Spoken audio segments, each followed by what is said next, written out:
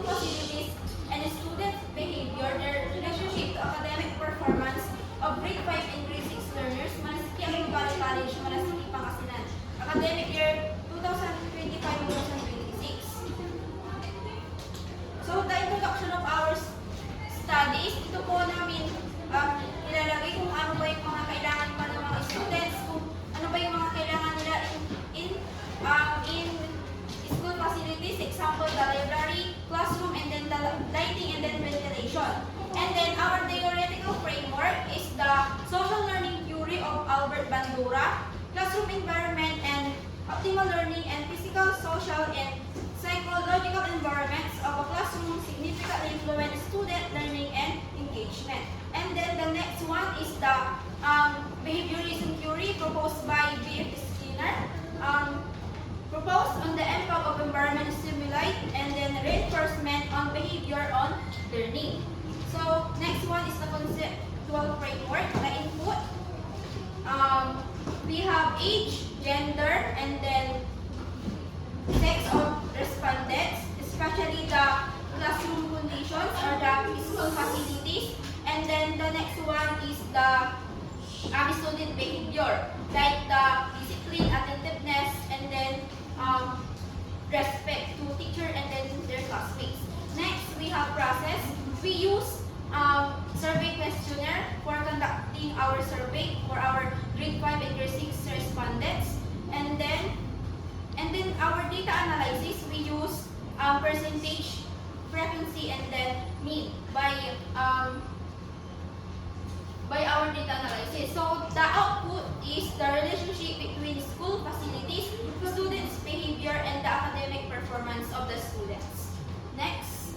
Okay, we need to move fast. Okay. The introduction, please. I want to know why did you choose the title and what are the benefits, or maybe what are the reasons? Okay. For sure, pala. What are the reasons why you choose the issue? Sinong may-ari ng introduction? Okay, diretso na. Why did you use? Why did you choose the issue? So, ma'am, we choose this entitled of our research study because we want to know to help students on their school facilities or how the schools, kung paano ba nila ma-improve, kung ano ba yung mga kailangan ng mga bata. And then, by school facilities, alam natin na mas komportable at mas natututo po yung mga students po natin na nag-aaral po dito. And then, dito din po, napili din po namin ito para po malaman po namin na natututo po yung mga bata sa tulong po ng mga teachers nila, sa school administrators, and then sa guide din po ng president ng school. Okay, so we need to move on chapter 2, okay? Which is RRL. Whose part is that? Okay, come on. Now, just tell me what foreign literature or cite the name of foreign author and what he had said about your issue. Local literature mamaya na. Foreign literature muna. Sa foreign literature po, according to Santika 2021 po, mahalaga daw po yung kaayusan po ng management and availability po ng school facilities para po tumaas po yung quality of education. And para po, pag kumpleto daw po yung mga school facilities is mas na motivate at nagiging active daw yung learning process ng mga bata. And pag ano daw po is, pag kumpleto yung mga facilities is mas madali daw po silang makasabay sa mga lesson and mas nai-engage po sila sa klase po nila. And next po is meron pa po ba na? Local literature na? Hindi pa po, sa foreign literature po. Sa Sa foreign literature po is hindi lang po student po yung naapektuhan, kundi pati din po yung mga teacher. Kasi po, pag good daw po yung yung working environment po nila is mas namomotivate po silang magturo. And kung kulang naman po is na-frustrate po sila kasi iisipin po nila yung mga gamit na gagamitin po nila. So yung quality daw po ng pagkatuto and yung pagtuturo po is bumababa. Next. So, tell me the name of the local literature author, okay, in English, okay? Just like what he had said. Yes, ma'am. Sa naman po, local literature, according Philippine Institution Development and Studies po is important daw po yung mga Just read the statement in English, yeah? Okay, para at least local literature. A report from the Philippine Institution for Development Studies talk about the condition of school facilities in the Philippines. It explained that some schools still lack enough classrooms, clean toilets, electricity, and ICT equipment. Although there were improvements in some areas, many schools do not have complete facilities. The report said that poor school facilities can make students uncomfortable and less motivated to learn. Because of this, the physical condition of schools can affect students' behavior and academic performance. Okay, this is somewhat very true. Okay, so just in the case of other schools, okay, not mentioning our school alone, okay. Whenever students can, smell something awful or something foul, according to that local author, the behavior of the students is somewhat also awkward. Okay, so they have that negativity in their minds, and it will be affecting the way they will learn later. Di ba na yun? Nakawin kayo ng masasang amoy, trabaho, etc. Sumasakit ang ulo. Tuloy, pag sumakit ang ulo, magdating mo sa loob ng classroom, hindi ka na makakakonsentrate. Tama na naisip mo, hindi mo kalimutan yung diba? So, na-distract ka na sa class. Okay. I think that will be fine enough. To move on, what methodology did you use? Kayo yung chapter 3.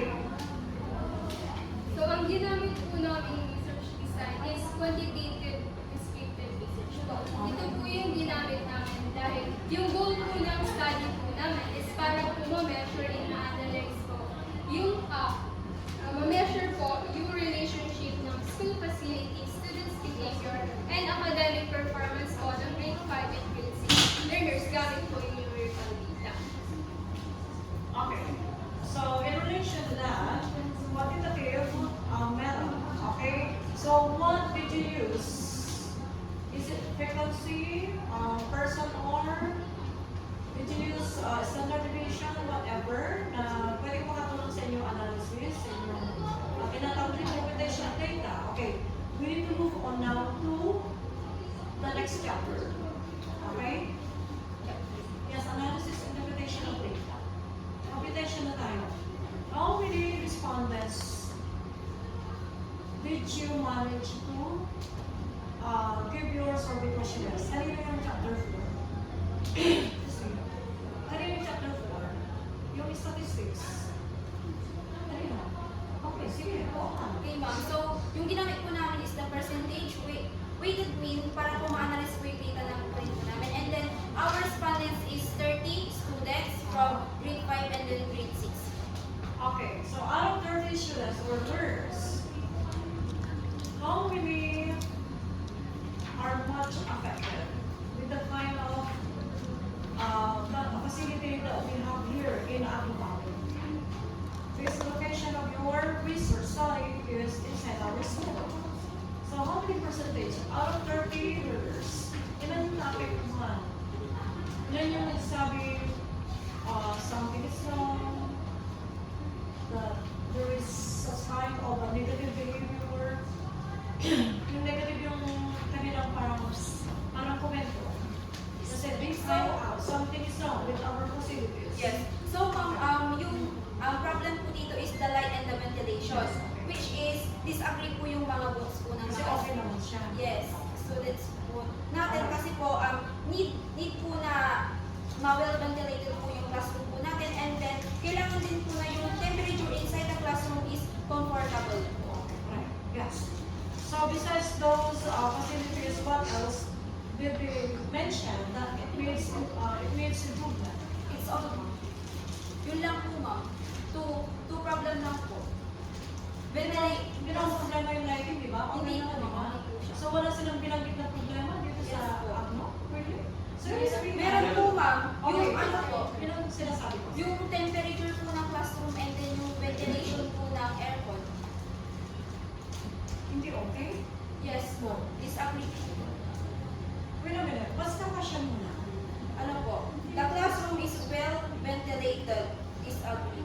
2.17 lang po yung rated pin po na nakuha namin. And then the temperature inside the classroom is comfortable. Also 1.96 means. Disagree din sila? Yes po. So, ibig sabihin, most of the rooms in Iran is that well ventilated kasi wala silang aircon. Wala ba sila aircon? Mahina po. Mahina po. Mahina? How about the light? Okay yung ito. Ayun pala. Yes. Okay. Okay. To make this story short, okay. What might be the proposed solution according to them? Okay, depende po sa sa survey questionnaire na nakalagay doon. Okay. Will you pick up one kind of a question pertaining to something that something to be done? Okay, meron ba kayo ganung question dyan? Okay. So yung sinasabi po dito, ma'am, Ma'am, as a researcher po ma'am, ito po yung sa tingin namin is marirecommend namin about dun sa issue na yun ma'am. Okay, so kayo naman nagre-recommend. Yes ma'am. So, ibig sabihin, wala kayong narinig na parang suggestion ng mga estudyante? Wala naman. Wala naman ma'am. Okay, so, you don't want to make the recommendations. Okay, so, ano ang conclusion meron dyan? Kasi may mga tinatawag na negative na komento yung mga estudyante. Yes ma'am. Ano ang conclusion? Sa'yo yung conclusion? Ma'am. Sa'yo yung conclusion? Yes Ano ma'am. babasa? Ang nandito, baka mabasahin ko po.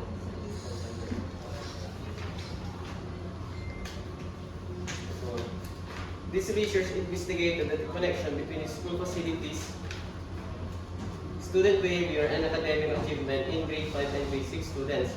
The findings suggest that both the standard of school facilities and student behavior significantly impact academic performance. The results demonstrate that well-maintained and suitably equipped school environment such as classrooms, libraries, sanitation facilities, and educational materials foster a more effective learning atmosphere. Such conditions enhance students' concentration, motivation, and involvement in class activities. When learners are given comfortable and resource-abundant surroundings, they are more inclined to engage actively and achieve higher academic results. The research indicates a connected relationship between school infrastructure and student conduct. Enhanced facilities can encourage positive behavior by alleviating discomfort, distractions, and stress for students. The academic performance of students in grade 5 and grade 6 is greatly impacted by both the conditions of school facilities and student conduct. Institutions that focus on enhancing their physical surroundings while encouraging positive behavior among students tend to see improved educational. Okay, tinalito mo na yung recommendation, no? Ay ma'am, hindi po ito yung recommendation ma'am. Okay, parang ganun din yung Yes, ma'am. papunta doon eh. So, in short, ang conclusion niya, there is a relationship between the kind of school facilities when it comes to academic performance of the learners. Ano ang conclusion? Okay, sino hindi ko nagsalita sa inyo? Okay, anak, give me the best recommendation that you can ever give. Okay, pakibasa na lang. Ano ang best? Number 1, the school administrators are encouraged to give attention to improving the ventilation and temperature inside the classroom. As a student expressed dissatisfaction with these conditions, enhancing airflow and maintaining a comfortable environment can help support better learning. Okay, is it the best one? Yes, ma'am. Okay, that is for the administration. Tama? Tama? Yes, ma'am. Oo. Next. How about for the teachers? Teachers are advised to use more engaging and learner-centered teaching strategies to increase students' participation during class activities and discussion. In school, the school should continue to maintain and monitor the condition of the school's facilities, including classrooms, lighting, and learning materials to ensure that students remain in a conducive learning environment. Students are encouraged to actively participate in classroom activities while continuing to demonstrate positive behavior such as discipline, respect, and cooperation. Okay, so ensure the teachers should be alert in reporting whatever damages or whatever is needed to be repaired inside the classroom. Okay, kasi sa loob ng classroom nagsisimula ang magandang behavior ng isang bata. Although there are some, some facilities that might not work out, of course, through our teacher, paano sila magre-react? Na hindi dapat na nagsasalita ng mga negative na mga words against the administration. Kasi minsan, natsyatsambahan ko, may mga college students na nagsabi, ang ilibangan ko. Hindi dapat ganun, okay? Kasi, it is somewhat, untoward. Diba? So instead of, talking about negativities of this school, kasi parang kayo rin ang sumisira sa school natin, okay? Which is, syempre sa mga bata, mas is nakukontrol ng teacher mga yan. So, sa maagang edad, turuan natin yung mga bata, whatever na mapansin nilang hindi okay sa loob ng school, i-report agad sa teacher. At si teacher ang parang makipag-usap sa nakakataas. It is like two channel. Hindi yung si bata magsusunod agad sa magulang. Tapos si magulang naman, ipagkakalat sa labas, ang dumi. Si anak bago-bago. Hindi pa ba tayo? Magandang klase ng behavior. Ang itinuturo natin sa mga bata ngayon is not a kind of a good behavior. Okay? That we shouldn't be judgmental. So you know what? There is a study that you are doing is telling us how to become a person who has that kind of what? Kind of broad-mindedness. Maging broad-minded tayo, hindi rin sabihan. Okay? And then we need to keep some values that will help also our learners to be like you. Kasi, syempre, model tayo eh. Diba? Okay, so kung ano yung naging attitude ng bata towards the different facilities, ikaw na teacher, itama mo siya. Okay? So, we need to do something about this. Okay? I want to talk to the administrators to do something. Pero ginagawa naman ng ating school yung lataparan para maging malinis yung CR, di ba? Kasi hindi lang physically yung mga utility staff. Sa kakalinis at kakatapon ng basura nito. O di ba? Ibig sabihin, ang malinis sa maraming estudyante kaya pumapalot yung facilities natin kasi natutuwihan sa kakatapon ng basura. Kaya lumalabas tuloy, maamoy yung CR natin kasi yung iba nagtatapon lang ng mga tissues nila. Di ba? It contributes to what we call unwanted smell, di ba? Yes. Okay. So, did you get a point of this exercise? We need to have our administration to check things out. Hindi para dagdagan pa yung pangit na nakikita natin. Tama? Yes, ma'am. So, wala nang hindi na kapagsalita. Lahat na nagsalita, no? Yes, ma'am. Okay. Ilang linggo kayo nagpuyat dito? Linggo.